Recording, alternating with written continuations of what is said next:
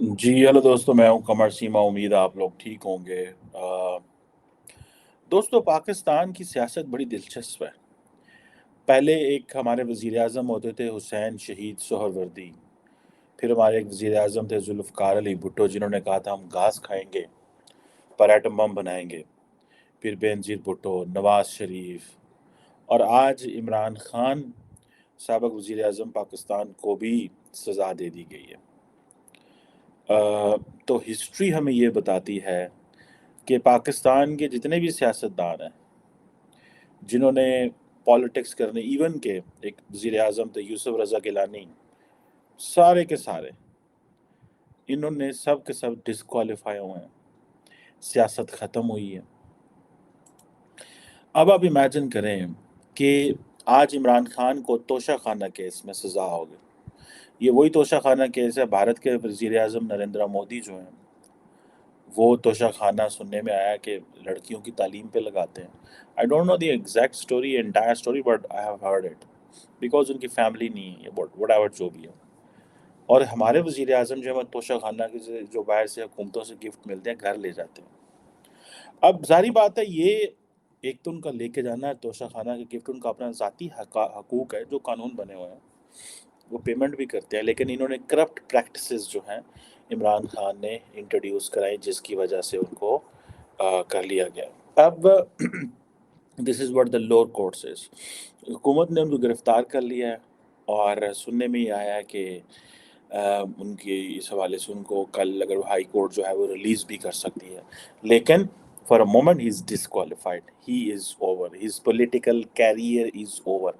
India में ऐसे नहीं है, वहाँ पे भी वज़राए आज़म को ऐसे नहीं फ़ारिग किया जाता जैसे हमारे मुल्क में फ़ारिग किया जाता है। वज़राए आज़म जो हैं अ, ये दे प्ले वेरी डिफरेंट, ठीक है।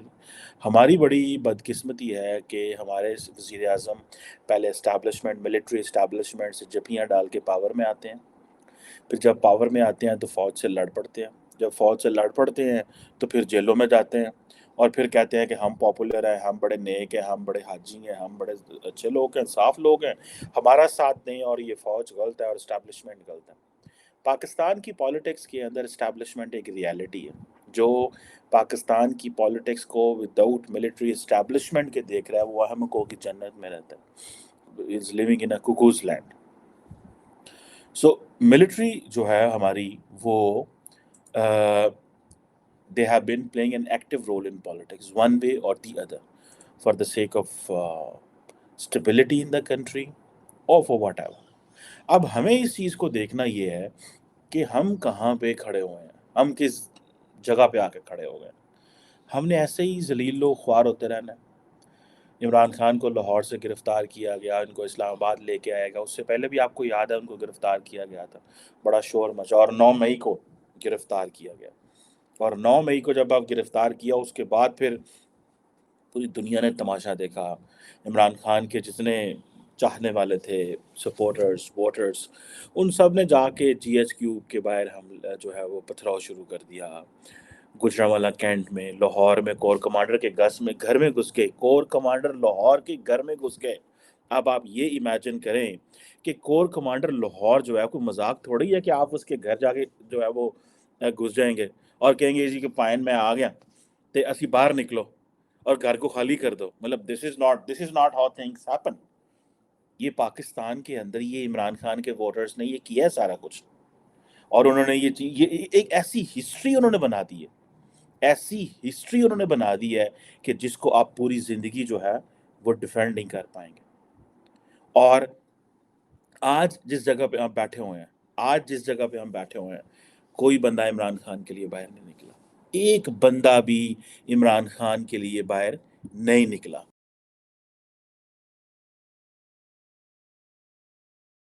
चक्कर है, ये तो हमें एक हिस्ट्री बताती है और एक मैं आपको बता रहा हूँ। जिसको पता है बाहर निकलूंगा, जेल में जाऊंगा। इमरान खान ने फौज का कंधा इस्तेमाल किया, पावर में आए और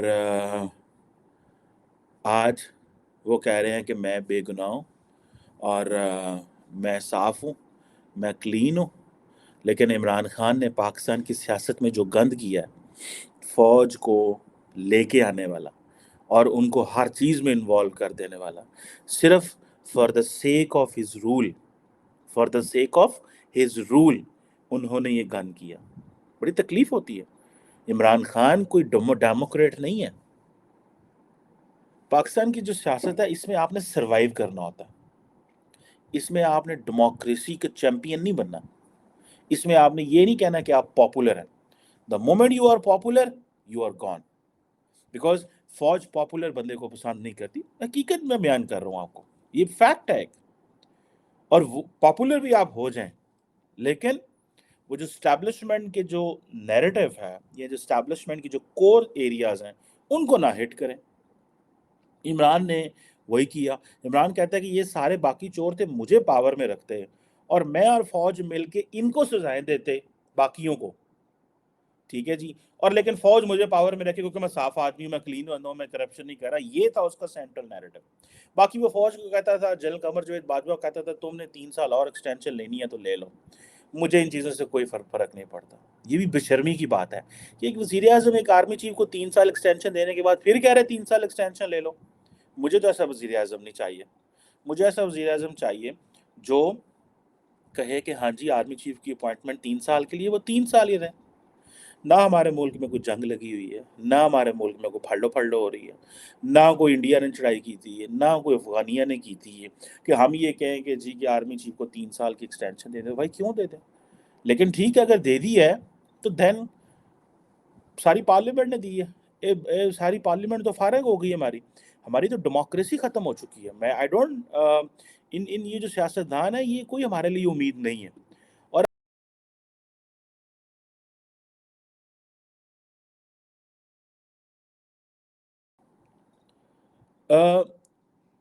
یہ ایک جسے وہ کہتے ہیں نا ایک عجیب قسم کی یہ ہمیں کہانی سناتے ہیں۔ وہ کیا کہانی کہ جی کیونکہ ہم الیکٹڈ ہیں ہم جو مرضی قانون سازی کریں۔ یہ جتنی بھی قانون سازیاں کرتے ہیں یہ ساری اسٹیبلشمنٹ کے لیے کر رہے ہوتے ہیں، ان کو مضبوط کرنے کے لیے کر رہے ہوتے ہیں۔ یہ ابھی ریسنٹلی پاکستان کے جو پارلیمنٹ میں اتنے زیادہ بل پاس ہوئے ہیں ان میں سے بہت ساری سیکرٹ ایکٹ چینج ہو گیا، فلاں چینج ہو گیا۔ یہ اس لیے کر رہے ہیں نا تاکہ فوج طاقتور ہو۔ جب فوج طاقتور ہوگی تو وہ پہلے ایک جماعت کو مارے گی، پھر دوسری کو، تیسری کو، عوام کو بھی کمزور کرے گی۔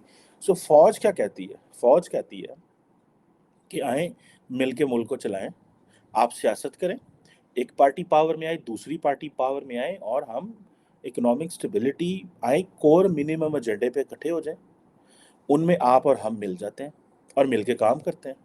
لیکن سیاستدان میں کیا کرتا ہے؟ وہ کہتا ہے نہیں اسی آرمی چیف نے چیلنج کرنا ہے، ہم نے اس کو چیلنج کرنا ہے۔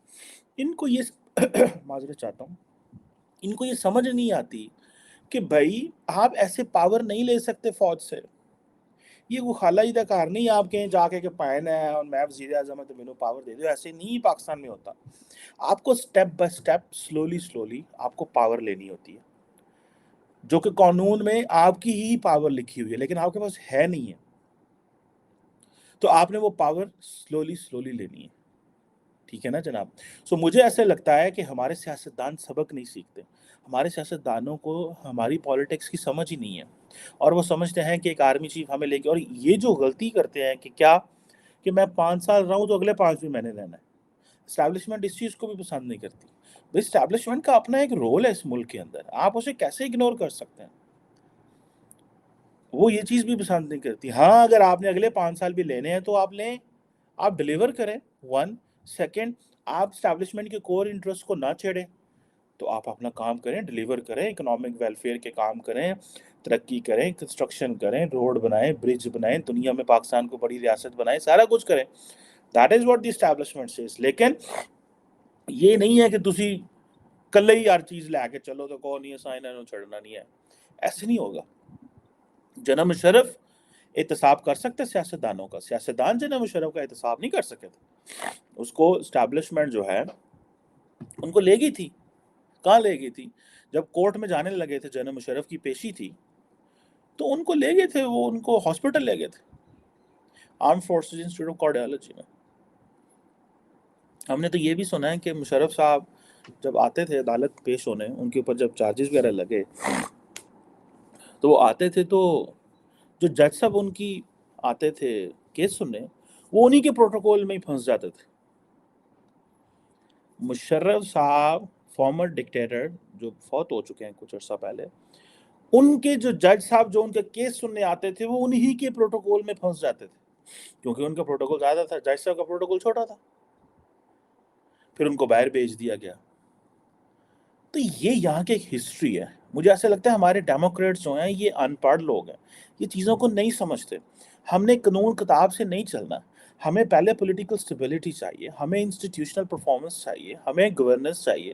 جب آپ لوگوں کے دلوں میں پورا گھس جائیں گے، آپ لوگ جیسے طیب اردگان نے کیا یار، it's a long steady slow process.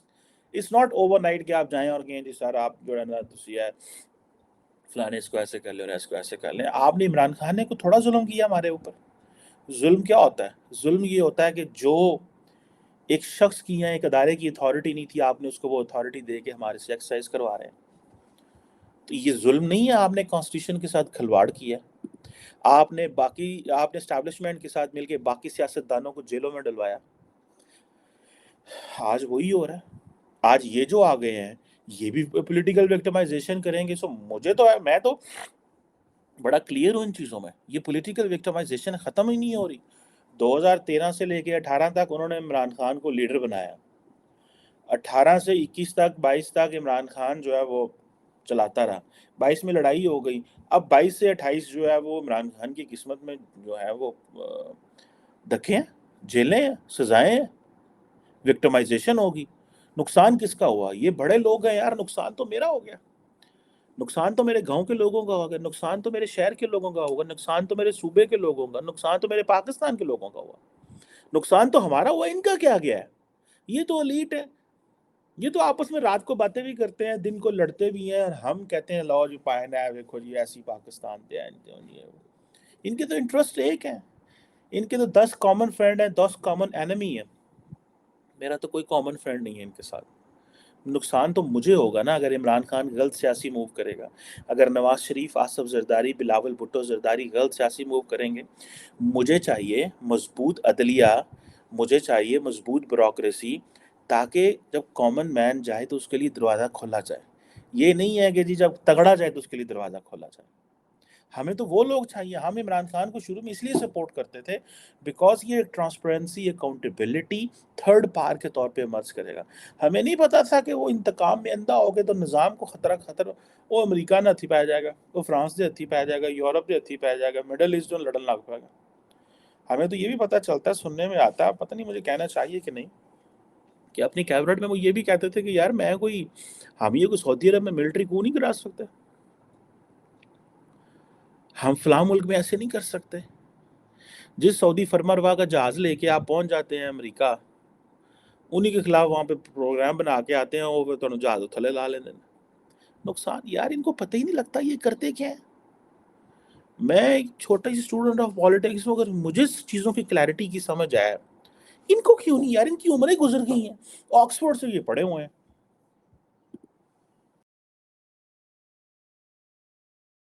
Oxford سے یہ پڑھے ہوئے ہیں. ان کو کیوں سمجھ نہیں آ رہی اس چیز کی؟ ان کو کیوں سمجھ نہیں آ رہی؟ سو جب ان کو سمجھ نہیں ہے تو پھر میں کدھر کو جاواں؟ میں کس کا دروازہ کھٹکھٹاؤں؟ میں کس کو بولوں جا کے کہ میری مدد کرو، ہمارے ساتھ چلو؟ اب دیکھیں نا قانون کتنا سوئفٹ ہے، کیونکہ عمران خان ان کو اچھے نہیں لگتا. لاہور میں، اسلام آباد میں سزا ہوئی ہے، منٹس کے اندر پنجاب پولیس نے گرفتار کر لیا.